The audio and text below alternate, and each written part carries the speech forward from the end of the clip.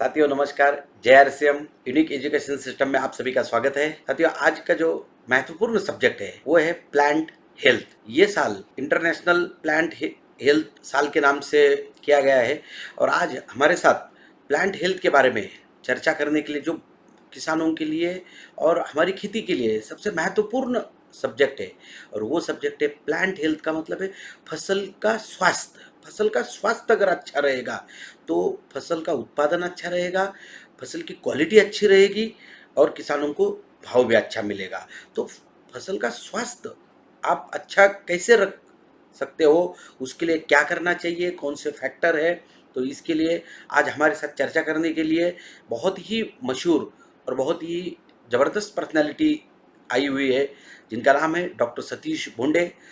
Sir ने PhD की है हॉर्टिकल्चर में और सर ने पीएचडी की है Indian agriculture research institute new Delhi से पीएचडी की है सर ने। और सर रिटायर्ड एडिशनल डायरेक्टर है national horticulture research and development foundation.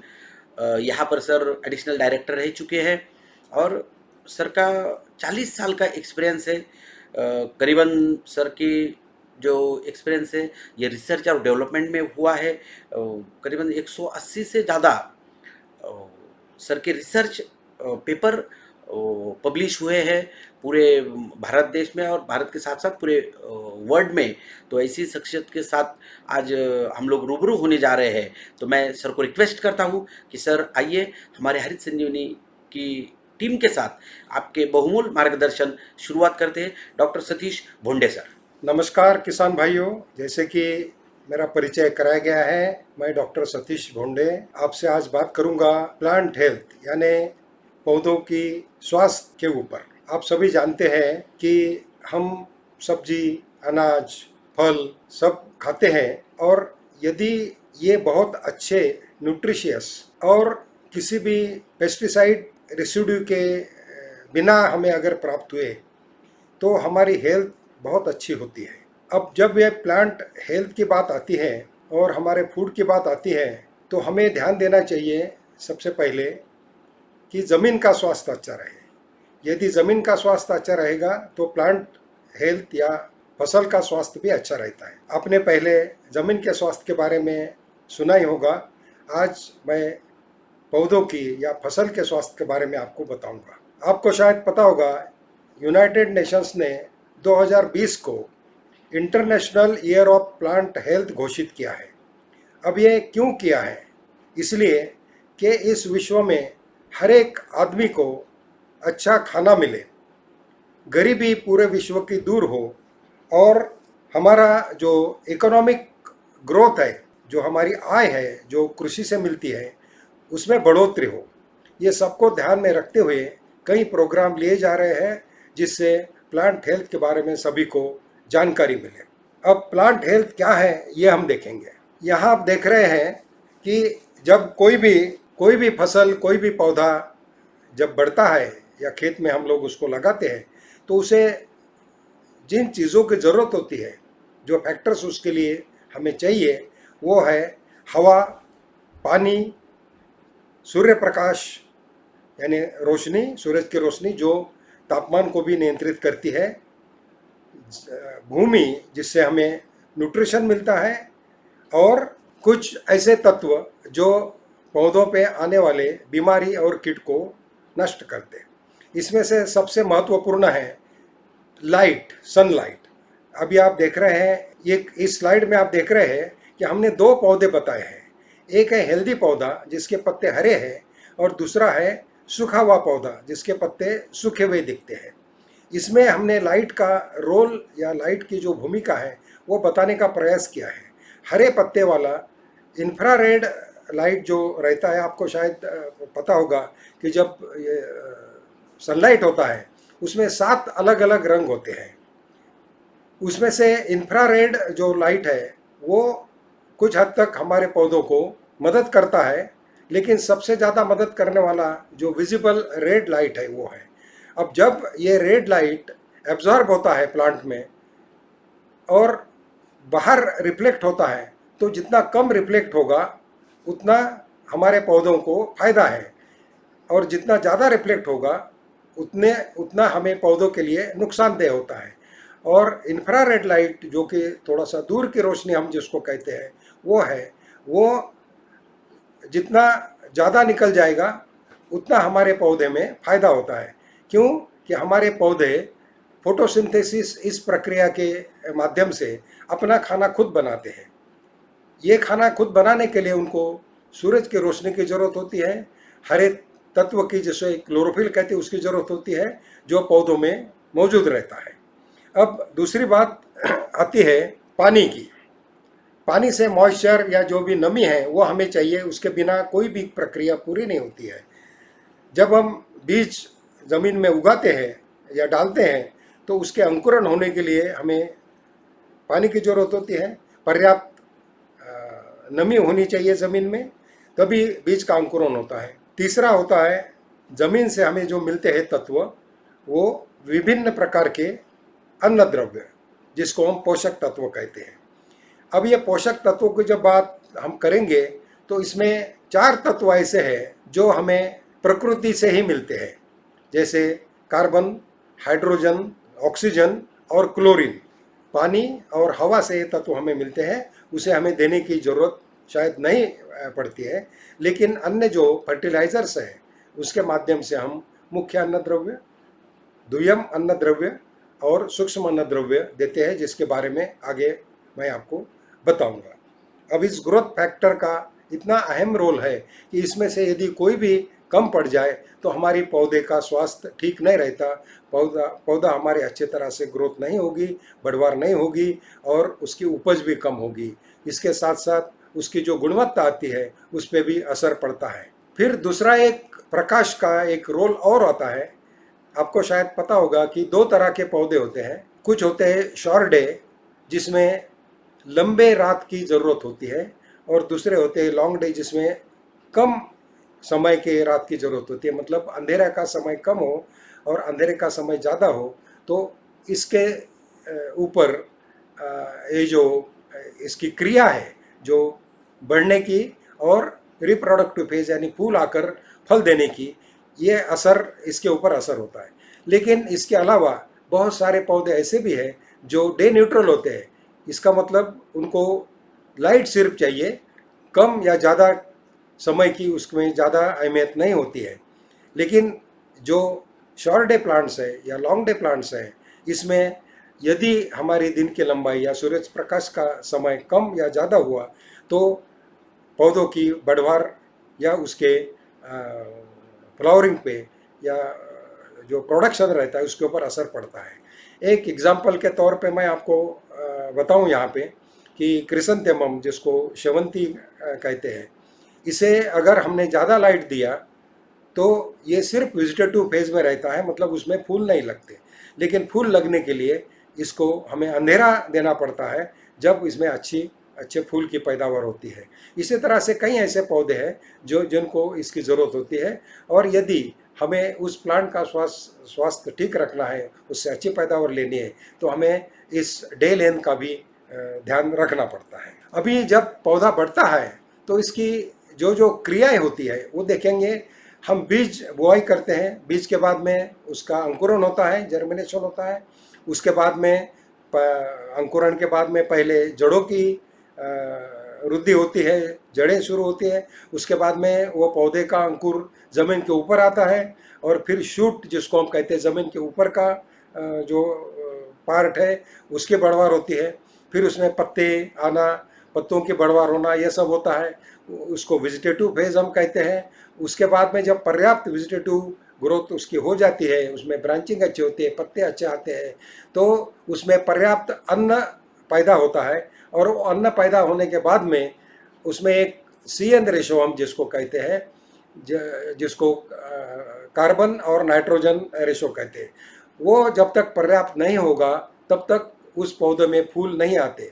इसलिए जब भी हम पौधों को फर्टिलाइज़र देते हैं तब हम ये ध्यान रखते हैं कि कौन सी अवस्था में कौन से अन्न द्रव्य का प्रयोग करें, जिससे उसमें पहले शुरू में अच्छी वेजिटेटिव ग्रोथ हो और उसके बाद में रिप्रोडक्टिव फेज यानी फूल आने की अवस्था में पौधा चला जाए। फूल आने के बाद में इसमें पोलिनेशन की क्रिया होती है, पोलिनेशन के क्रिया में भी बहुत सारे फैक्टर्स रिस्पॉन्सिबल है, और जिसमें एक बहुत महत्वपूर्ण है मधुमक्खी। मधुमक्खी का यदि वहाँ पे अच्छा प्रसार हो तो हमारा पॉलिनेशन अच्छा होता है। इसलिए हम कहते हैं कि हमारे अच्छे पौधों की फसल के लिए मधुमक्खी का वहाँ होना भी बहुत ज़रूरी है, और जिसकी जानकारी अभी किसानों को मिल रही है। किसान भी इसके बारे में अवगत हो रहे हैं और अपने खेतों में ज़्यादा से ज़्यादा मधुमक्खी जैसे रहे, जिससे पैदावार बढ़े, इसका ध्यान हमको रखना चाहिए। ये भी एक हमारे प्लांट हेल्थ का बहुत महत्वपूर्ण अंग है। जब फल आते हैं, फल के बाद में उसमें फिर बीज पैदा होते हैं, और फिर बीज से उसकी लाइफ साइकिल पूरी होती है और दूसरा साइकिल शुरू हो जाता है। इस तरह से ये पौधे का जीवन चक्र है। इस जीवन चक्र के लिए ये सारे फैक्टर्स जो हमने पहले बताए हैं वो रिस्पॉन्सिबल है। उसके बारे में एक एक करके हम बात करेंगे। दूसरी एक चीज़ मैं ये भी बता दूं आपको यहाँ पे कि ये जो पौधे का परफॉर्मेंस है, या किस तरह से पौधा आपको उपज देगा, ग्रोथ अच्छी होगी, ये सब के लिए दो चीज़ें आपको जानना ज़रूरी है। ये इसलिए ज़रूरी है कि हम जब भी किसी फसल का चयन करते हैं या किसी प्रजाति का चयन करते हैं तो हमें वो उचित प्रजाति मिलनी चाहिए। क्यों कि उस पौधे का जो परफॉर्मेंस है या उसका जो जो स्वास्थ्य है, ये दो चीज़ों पे निर्भर रहता है। एक है जेनेटिकल, जिसको हम आनुवंशिक कहते हैं, जो वैरायटी के माध्यम से आता है, और इसका रोल लगभग 67% रहता है। बाकी जो 33% है वो इन्वायरमेंट का रोल रहता है, मतलब जिसमें आप उसकी बढ़वार करने के लिए क्या क्या कार्य कर रहे हैं, जैसे खाद का देना, पानी का देना, उसको पेस्टिसाइड्स का यूज़ करना, ये सब चीज़ें आती है। इसलिए जेनेटिकल और इन्वायरमेंटल, ये दोनों का हम अगर सही संतुलन करेंगे और उस तरह से पूरे पौधे की देखभाल करेंगे तो आपको 100% अच्छा परफॉर्मेंस, अच्छा पौधा, अच्छा पौधे की फसल, स्वास्थ्य और अच्छा उपज मिलता है। अब दूसरा महत्वपूर्ण है टेम्परेचर, तापमान। तापमान है हमको पता है कि सूरज की रोशनी के साथ ही रिलेट करता है, क्योंकि जैसे सूरज ज़्यादा होगा रोशनी बढ़ेगी। धूप वाले महीने में हम देखते हैं कि टेम्परेचर ज़्यादा रहता है। ठंडा मौसम जब आता है, सर्दी का मौसम आता है, तो तापमान कम हो जाता है। तो ये टेम्परेचर सनलाइट के ऊपर ही निर्भर रहता है। अब ये मैंने पहले बताया कि सनलाइट फोटोसिंथेटिक एक्टिविटी या पौधों को अपना खुद खाद्य बनाने में मदद करता है। यह टेम्परेचर यदि 25 डिग्री सेंटीग्रेड के आसपास रहा तो लगभग सभी पौधों में ये फोटोसिंथेटिक एक्टिविटी बहुत अच्छी होती है, और ये जैसे जैसे बढ़ता है वैसे वैसे ये कम होता है। उसी तरह से जैसे जैसे टेम्परेचर बहुत कम होता है तभी एक्टिविटी भी कम होती है। इसलिए टेम्परेचर एक बहुत महत्वपूर्ण है पौधों की फसल का स्वास्थ्य रखने में और पौधों को। अब ये टेम्परेचर कंट्रोल हम करने के लिए हमने क्या किया है कि जो अलग अलग फसलें हैं या अलग अलग वैरायटी है उस पर्टिकुलर सीज़न में हम लगाते हैं, जिससे हमारी फसल अच्छी स्वस्थपूर्ण रहे और उसकी उपज अच्छी मिले। कुछ वैज्ञानिकों ने अनुसंधान किया है और अनुसंधान द्वारा अभी हमें ऐसी प्रजातियों को अभी प्राप्त कराया है जो हम साल भर ले सकते हैं। इसलिए पहले जो फसलें हम किसी सीज़न में, एक ही सीज़न में ले सकते थे, आज हम देख रहे हैं कि वो फसलें हम पूरे साल भर ले सकते हैं, और ये फल सब्जी हमको पूरे साल अब लगभग मिल रही है। उसके बाद में महत्वपूर्ण एक और है जिसको हम कहते हैं पेस्ट मैनेजमेंट। जब भी हम अच्छे स्वास्थ्य, पौधों के स्वास्थ्य की, फसल के स्वास्थ्य की बात करेंगे तो हमारे दिमाग में तुरंत आ जाता है कि स्वास्थ्य मतलब उस पर आने वाले रोग या व्याधि, उसको अफेक्ट करने वाले, उसको तकलीफ देने वाले कीड़े, और इसी तरह के कुछ वीड्स होते हैं या घास फूस जिसको कहते हैं, खरपतवार कहते हैं। ये भी एक तरह से फसल के दुश्मन ही हैं, और इसलिए उनका कंट्रोल करना, उनकी पूरी मैनेजमेंट करना, उनका व्यवस्थापन करना, ये भी प्लांट हेल्थ का एक महत्वपूर्ण अंग है। इसमें हम अलग अलग तरह से स्पेस मैनेजमेंट को कर सकते हैं, जिसमें कल्चरल प्रैक्टिसेस हैं, फिजिकल है, बायोलॉजिकल है, और आज हम ज़्यादा जो यूज़ कर रहे हैं हमारे खेती में वो है केमिकल। लेकिन इस केमिकल का अधिक प्रयोग होने से धीरे धीरे हमारे फसल में एक अलग प्रभाव आ रहा है। वो प्रभाव है रेजिस्टेंस क्रिएट किया है इन डिसीज़ और पेस्ट ने, और इसलिए इस केमिकल का प्रयोग करने के बाद भी आज हम देख रहे हैं कि बहुत सारी व्याधियाँ ये पहले तो कंट्रोल होती थी लेकिन आजकल कंट्रोल नहीं होती है। पहले कीड़े इसमें से निकल जाते थे या मर जाते थे, आजकल वो नहीं मर रहे हैं। इसका कारण है कि हमें केमिकल के साथ अन्य चीज़ों का भी उपयोग करना चाहिए, जिसमें बायोलॉजिकल, ऑर्गेनिक, प्लांट बेस्ड जो आजकल पेस्टिसाइड्स आ रहे हैं, जो नेचुरल है, ऑर्गेनिक है और हमारे हेल्थ को लाभदायक है, उसी तरह से ये किसी भी तरह का रेजिस्टेंस पेस्ट इसको नहीं क्रिएट कर सकती है और भविष्य में हमें इसका प्रकोप बढ़ाना है। इंटीग्रेटेड पेस्ट मैनेजमेंट का मतलब है कि इन सारी चीज़ों को हमें एकत्रित करके उस बीमारी या कीड़े का पूरा बंदोबस्त करना है। अब न्यूट्रिएंट मैनेजमेंट के बारे में जैसे मैंने बताया कि स्वस्थ अगर पौधा हमें रखना हो या प्लांट हेल्थ अच्छी रखनी हो तो उसे खाने की ज़रूरत है। हर एक को खाने की ज़रूरत होती है जो जीवित है। जैसे हमको सबको खाना ज़रूरी है, खाने में हमको कार्बोहाइड्रेट्स, प्रोटीन, फैट्स, उसी तरह से मिनरल्स और विटामिन्स की ज़रूरत होती है जो हमारे अच्छे स्वास्थ्य के लिए लाभदायक होती है, हम हमारे डाइट में लेते हैं। उसी तरह से पौधों को भी अलग अलग तत्वों की ज़रूरत होती है। कुछ जैसे मैंने बताया जो नैसर्गिक है वो हवा पानी से मिल जाते हैं, अन्य जो है भूमि से या मिट्टी से मिल जाते हैं, लेकिन मिट्टी में उनकी मात्रा पर्याप्त नहीं होती है। इसलिए अच्छे फसल देने के लिए हमें इनका प्रयोग उर्वरकों द्वारा या कुछ गोबर खाद या अन्य जो कंपोस्ट या ऐसी और जो सेंद्रीय खाद है उनके माध्यम से करना पड़ता है। अब जब हम सॉइल हेल्थ की बात करेंगे तो हमें देखना है कि हमें भूमि का परीक्षण करना है। उस परीक्षण के आधार पे हमें पता लगता है कि ज़मीन में कौन से तत्वों की कमी है। अगर इसी तरह से हमने जो तत्व कमी है उनकी पूर्ति की तो हमारी पौधे की फसल अच्छी रहेगी। यदि हमने उसे नहीं देखा और ज़्यादा प्रयोग किया तो हमारे फसल के ऊपर इन तत्वों का अधिक प्रमाण होने से बुरा असर भी होता है, ये भी हमें ध्यान में रखना है। एक लॉ है, ये नियम है जिसको हम कहते हैं लॉ ऑफ डिमिनिशिंग रिटर्न। मतलब यदि हम ज़रूरत से ज़्यादा किसी को देंगे तो उसका रिटर्न नहीं मिलता है बल्कि नुकसान होता है।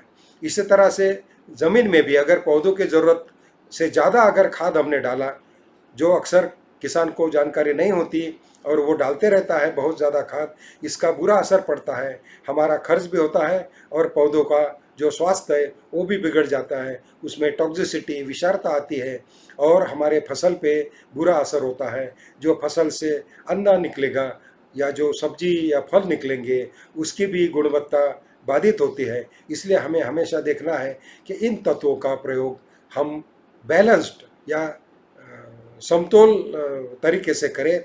जो जिसकी ज़रूरत है उतना ही करें, जिस समय में ज़रूरत है उतना ही दें। इसमें नत्रस, पूरक, पालाश ये मुख्य अन्नद्रव्य है। ये मुख्य इसलिए है कि इनकी ज़रूरत पौधों की, सभी पौधों की बहुत ज़्यादा होती है। उसके बाद में जो दुय्यम है उसमें कैल्शियम, मैग्नीशियम, गंधक, सिलिकॉन और सेलेनियम आती है। इसमें से कैल्शियम, मैग्नीशियम, गंधक हम उर्वरकों द्वारा देते हैं। आजकल सिलिकॉन भी हम थोड़ा बहुत देने लगे हैं, लेकिन सेलेनियम इत्यादि ज़मीन में पर्याप्त मात्रा में होने से इसे हमें देने की ज़रूरत नहीं पड़ती है। तीसरा है सूक्ष्म अन्नद्रव्य, जिसमें लोह, मैंगनीज, जस्ता, तांबा, बोरॉन, मोलिब्डेनम और निकेल यह धातु आते हैं या अन्नद्रव्य आते हैं, जिसकी मात्रा बहुत ही कम लगती है। लेकिन अगर ये दिए नहीं गए या पौधों को उपलब्ध नहीं हुए तो पौधे अच्छा परफॉर्मेंस नहीं दे सकते, पौधों की जो स्वास्थ्य है वो बिगड़ जाती है और उत्पादन और गुणवत्ता में भी फर्क आता है। इसलिए हमें देखना है कि हमेशा खाद जब भी हम देंगे तो वही खाद देंगे जो पौधों की ज़रूरत के अनुसार है। अब जब मैंने बात किया है ज़मीन की, ज़मीन का परीक्षण करना आजकल ज़रूरी हो गया है। इसलिए ज़रूरी हो गया है कि खेती के ऊपर अगर हमें खर्च कम करना है तो हमें जानना चाहिए कि हमारे ज़मीन में कौन से तत्व मौजूद है, उस ज़मीन का स्टेटस क्या है और इसके साथ साथ उसमें बायोलॉजिकल या माइक्रो ऑर्गेनिजम्स कितने हैं, इन सब की जानकारी हमें सॉइल एनालिसिस करने से मिलती है। सॉइल एनालिसिस के जो फायदे हैं वो बहुत है, लेकिन किसान अभी तक इसको ज़्यादा ध्यान नहीं दे रहा था इसके ऊपर। लेकिन जब देखा गया कि यदि सॉइल एनालिसिस करके ये सब चीज़ों को ध्यान में रखते हुए पौधों की ज़रूरत के अनुसार अगर उसका अन्न या पोषक तत्वों का प्रबंधन किया गया तो पैदावार में बहुत ज़्यादा बढ़ोतरी होती है, गुणवत्ता भी अच्छी आती है, और ये फसल जो है या फल सब्जियाँ ये खेत से निकालने के बाद भी अधिक समय तक अच्छी रहती है। इसलिए किसान भाइयों को चाहिए कि हमारे ज़मीन का स्वास्थ्य, हमारे पौधों का स्वास्थ्य अगर अच्छा रखना हो तो हमारे जो जिसमें हम फसल उगाते हैं उस मिट्टी की जांच जरूर करें। अब एक बहुत महत्वपूर्ण है, अच्छी फसल या फसल का स्वास्थ्य अच्छा हो ये जानने के लिए हमें root and shoot mass, root मतलब ज़मीन के अंदर का भाग जो भूमि के अंदर है, और शूट मतलब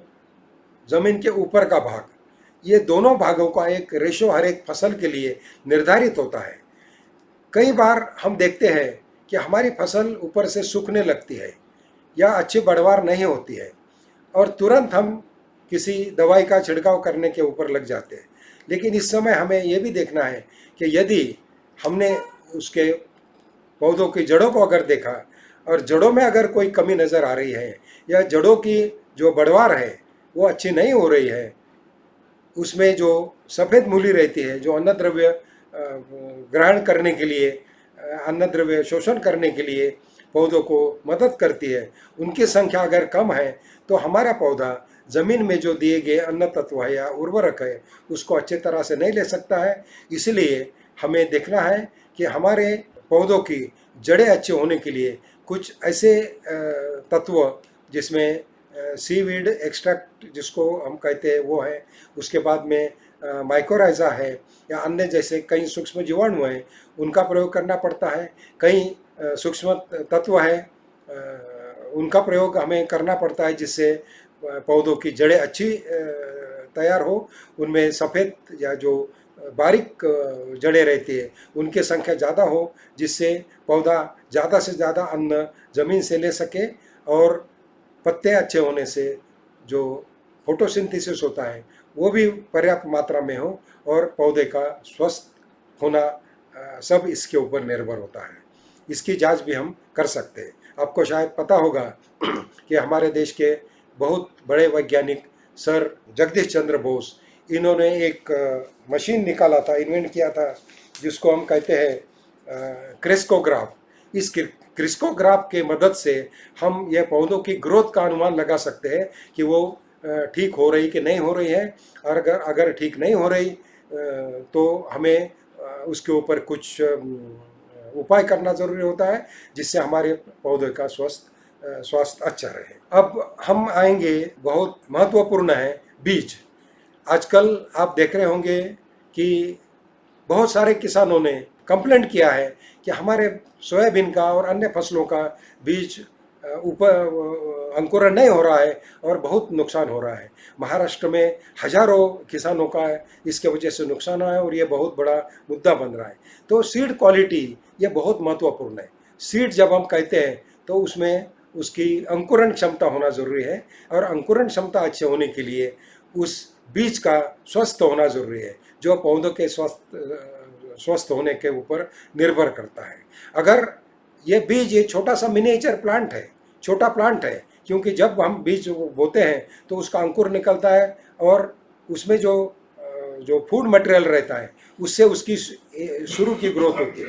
उसके बाद में जब उसकी जड़ें पैदा होती है, वो जड़ों के पैदा होने के बाद में वो धीरे धीरे ज़मीन से अन्न द्रव्य या अपना खाना लेना शुरू कर देता है, और जब ज़मीन के ऊपर इसके पत्ते आ जाते हैं तब सूर्य प्रकाश की रोशनी में वो अपना खुद खाना बनाना भी शुरू कर देते हैं। इस तरह से उस बीज का एक बड़े पौधे में परिवर्तन होता है, और ये अच्छा बीज जितना अच्छा रहेगा उस अच्छे बीज से अच्छी पैदावार मिलती है। इसलिए अगर आपको स्वस्थ फसल लेना है, हमारे प्लांट हेल्थ को रखना है, तो हमारा सीड क्वालिटी या बीज की गुणवत्ता को ध्यान रखना और बीज की हेल्थ को ध्यान रखना भी ज़रूरी है। आजकल बीज को भी हम अंकुरण क्षमता उसकी जांच कर सकते हैं, जिससे हमारा जो खर्च है वो कम होता है। और अगर हमारा अंकुरण कम है तो हम बीज की मात्रा बढ़ाकर उसे हम पर्याप्त मात्रा में ज़मीन में बो सकते हैं, जिससे हमारे पौधों की संख्या अच्छी रहेगी और प्रति एकड़ या प्रति हेक्टर जो जो उपज है वो हमें अच्छी मिलेगी। एक और महत्वपूर्ण मुद्दा है जो हमें जानना जरूरी है, जो पौधों के स्वास्थ्य के संबंधित है, वो है वाटर मैनेजमेंट या जल का प्रबंधन। अब आपको पता है कि जल हमें रेन वाटर या बारिश के पानी से मिलता है, और आपने ये भी देखा होगा कि जब कभी बारिश बहुत तेज़ होती है, बहुत ज़ोरों की होती है, तो सारा पानी ज़मीन से बहकर निकल जाता है। लेकिन जब धीरे धीरे बारिश होती है, रिमझिम बारिश होती है, तो पानी बहता नहीं, वो धीरे धीरे ज़मीन के अंदर रिसता है और ज़मीन में स्थापित होकर बाद में हमें हमारे पौधों को या हमारे फसल को मिलता है। अब ज़मीन में दो तरह के पानी उपलब्ध होते हैं। एक होते हैं अवेलेबल वाटर, जो हमारे फसल को प्राप्त हो सकता है, और दूसरा होता है अनअवेलेबल वाटर। अवेलेबल वाटर वही रहेगा जहाँ तक हमारे पौधों की जड़ें पहुँचती है, और अनअवेलेबल वाटर वो रहेगा जो हमारे पौधों के जड़ों के कक्षा के बाहर है।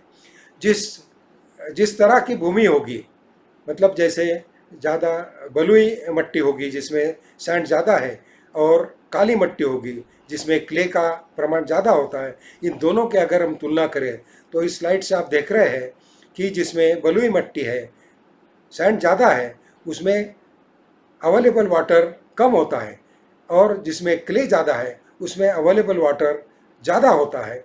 इसलिए जब हम पानी देंगे तो ऐसे मट्टी में हमको कितने दिन के बाद पानी देना है ये निर्धारित करना पड़ता है, जिससे हमारे पौधों को निरंतर ज़रूरत के अनुसार पानी मिलता रहे। उसी तरह से दूसरे डायग्राम में हम देखेंगे कि तीन तरह के पानी हमने बताने की कोशिश की है। एक है हाइग्रोस्कोपिक वाटर, ज़मीन के जो मिट्टी के जो छोटे छोटे कण होते हैं उनके साथ चिपका रहता है, और वो हमारे पौधों को उपलब्ध नहीं हो पाता, वो तो पौधे उस पानी को नहीं ले सकते। दूसरा होता है कैपिलरी वाटर। आप देखते हैं कि ज़मीन के कणों के बीच में बहुत छोटा छोटा स्पेस होता है, उसमें छोटी छोटी नलियाँ बनती है, और उस नलियों के ज़रिए पानी अंदर भी जाता है जब बारिश होती है, और उन्हीं नलियों के ज़रिए धीरे धीरे फिर वो ऊपर आता है। इसको कहते हैं कैपिलरी वाटर, कैपिलरी मूवमेंट से जाता है, और यही पानी है जो हमारे पौधे को उपलब्ध होता है। यदि इस कैपिलरी वाटर में कमी आ गई तो हमारा पौधा सूखने लगता है, क्योंकि जो पानी है वो हमारे पौधे नहीं ले सकते। और यदि बहुत ज़्यादा बारिश हो गई तो ये पूरी कैपिलरीज भर जाती है और पर्याप्त पानी हमारी ज़मीन में हो जाता है, जिसको हम कहते हैं फील्ड कैपेसिटी। मतलब जितनी क्षमता हमारी मिट्टी के उतना पानी उसमें भर गया, और उसके ऊपर जो पानी जाएगा वो ज़मीन के नीचे चला जाएगा, ड्रेन आउट हो जाएगा, वो हमारे पौधों को नहीं मिल सकता है। तो ये तीन तरह के होते हैं, ग्रेविटेशनल वाटर जो ज़्यादा अतिरिक्त पानी होता है जो ड्रेन आउट होता है, और जो हाइग्रोस्कोपिक वाटर जो पानी हमारे पौधों को नहीं मिल सकता है। इसलिए हमें ध्यान रखना है कि कैपिलरी वाटर हमारी ज़मीन में जितना ज़्यादा रहेगा, और इस कैपिलरी वाटर को ज़्यादा रखने के लिए हमें ज़मीन में पोरोसिटी या सच्छिद्रता रखना ज़रूरी होता है। और सच्छिद्रता रखने के लिए हमें कुछ ऑर्गेनिक या सेंद्रिय खादों का प्रयोग करना पड़ता है। कुछ ग्रीन मैन्यूरिंग करके भी हम लोग इसकी सच्छिद्रता बढ़ा सकते हैं, और हमारी भूमि का जो अच्छी तरह से कल्टीवेशन, जिसको हम कहते हैं टिलेज कहते हैं, ये प्रॉपर टिलेज करने से भी ये कैपिलरी वाटर की मात्रा हम ज़्यादा कर सकते हैं, बढ़ा सकते हैं, पर्याप्त रख सकते हैं, जिससे हमारी पौधे की अच्छी स्वास्थ्य की हमें गारंटी मिलती है। मैंने बताया कि ये इंटरनेशनल प्लांट हेल्थ ईयर को डिक्लेयर किया है यूनाइटेड नेशंस ने, जिसके ऑब्जेक्ट मैंने बताया कि हंगर को ख़त्म करना है, भूख को ख़त्म करना है, पॉवर्टी को ख़त्म करना है, इकोनॉमिक डेवलपमेंट को बूस्टअप करना है, और पर्यावरण का रक्षण करना है। आज जितना अनाज या जितना जो अन्न पैदा होता है वर्ल्ड में, उससे करीब 50% ज़्यादा हमें आने वाले 30 साल में पैदा करने की ज़रूरत है। मतलब 2050 में जितना आज हम पैदावार होते हैं उससे हमें 50% ज़्यादा, मतलब 1.5 गुना पैदावार की हमें ज़रूरत है। और ये अचीव करने के लिए हमें जो जोर हम दे रहे हैं, पूरे विश्व में जो जोर सारे साइंटिस्ट और सारे जो है सरकारें दे रही हैं, वो है ज़मीन का स्वास्थ्य और इसके साथ साथ पौधों का स्वास्थ्य। इसलिए कुछ साल पहले इंटरनेशनल सॉइल ईयर डिक्लेयर किया गया था, कुछ 6-7 साल पहले यूनाइटेड नेशंस ने, और 2020 को plant health, international plant health year बनाया है। तो हमें भी आज इस अवसर पर ये तय करना है कि हम हमारे पौधों का, हमारे फसल का स्वास्थ्य अच्छा रखेंगे। उनका स्वास्थ्य अच्छा रहने के लिए सारी कोशिश हम करेंगे। उर्वरकों का और अन्य जो फसल के अच्छा बनाने के लिए, फसल का स्वास्थ्य अच्छा करने के लिए जो वैज्ञानिकों ने जो रास्ते आपको दिए हैं, उन रास्तों का अवलंबन करेंगे और इस फसल का उपज बढ़ाएंगे। उपज के साथ साथ इसकी गुणवत्ता बढ़ाएंगे, वो गुणवत्ता जो हमारे खाने वालों के लिए, मतलब ह्यूमन हेल्थ के लिए मदद करेगी। आपको ये भी शायद पता होगा कि जैसे हम जीवित हैं उसी तरह से पौधे भी जीवित हैं। इसलिए जो जीवित के लिए ज़रूरी है वो चीज़ें, वो हमारे लिए ज़रूरी है, वो पौधों के लिए ज़रूरी है। लेकिन फ़र्क दोनों में इतना ही है कि हम मूवमेंट कर सकते हैं, मतलब एक जगह से दूसरे जगह जा सकते हैं, घूम सकते हैं। पौधे एक जगह से दूसरी जगह नहीं जा सकते, वो जिस जगह पे है वहीं जगह पे रहते हैं। और दूसरा, पौधे हम अपना खाना नहीं बना सकते खुद, हम दूसरे के ऊपर निर्भर रहते हैं, लेकिन पौधे अपना खाना खुद बनाते हैं और वो अपने आप भी खुद निर्भर हो सकते हैं। लेकिन हमें अगर अच्छी फसल लेना है, उनसे ज़्यादा लाभ लेना है, तो उनका अपना खाना बनाने में हमको मदद करनी पड़ेगी, जिसके लिए अलग अलग तरीके जो वैज्ञानिकों ने बताए हैं उनका प्रयोग हमें करना पड़ेगा। इसी आशा के साथ कि आपको इस आज के लेक्चर से पौधे की फसल की स्वास्थ्य और उसके स्वास्थ्य के बारे में कुछ जानकारी मिली होगी और आप इसका लाभ ज़रूर उठाएंगे। मैं आपको सभी को मुझे सुनने के लिए धन्यवाद देता हूँ। नमस्कार सर, धन्यवाद। आपने बहुत ही महत्वपूर्ण जानकारी आज हमारे हरित संजीवनी पर काम करने वाले सभी किसान भाइयों को, डिस्ट्रीब्यूटर को दी है। आपके नॉलेज का, आपके इस ज्ञान का 100% हमारे लोगों को, हमारे डिस्ट्रीब्यूटर्स को बहुत अच्छा फ़ायदा होगा। तो जैसे आपने ये सारी बातें सुनी सर की कि प्लांट हेल्थ कितना महत्वपूर्ण है, और प्लांट हेल्थ के बारे में जैसे जैसे हम लोग हमारे प्रोडक्ट के बारे में जब सोचते हैं, Harit Sanjivani stage number 2, 3, 4, fruit special, soil health special, जो सॉइल हेल्थ को बढ़ाने के लिए सॉइल हेल्थ स्पेशल है, प्लांट की हेल्थ को बढ़ाने के लिए Harit Sanjivani, fruit special, sure sugar, ये अपने आप में एक अजूबा प्रोडक्ट है। और बायोलॉजिकल पेस्ट कंट्रोलर जो प्रोडक्ट है, जो ऑर्गेनिक प्रोडक्ट है, रैपिड, डिफेंड, ये अपने आप में बहुत ही शानदार कार्य कर रहे हैं। तो साथियों, आइए इन सारी चीज़ों को लेके आज फिर से एक नए जानकारी के साथ हम आपके सामने हाजिर हुए। फिर से आगे आने वाले सप्ताह में और नई जानकारी के साथ मैं आपके सामने आऊँगा। जय RCM, जय हरित संजीवनी, जय जवान, जय किसान। जहर मुक्त खेती, जहर मुक्त खाना, स्वस्थ भारत का निर्माण। जय जवान, जय किसान। लाए हरित संजीवनी, पाए हरित संजीवनी, लाए हरित संजीवनी, पाए हरित संजीवनी।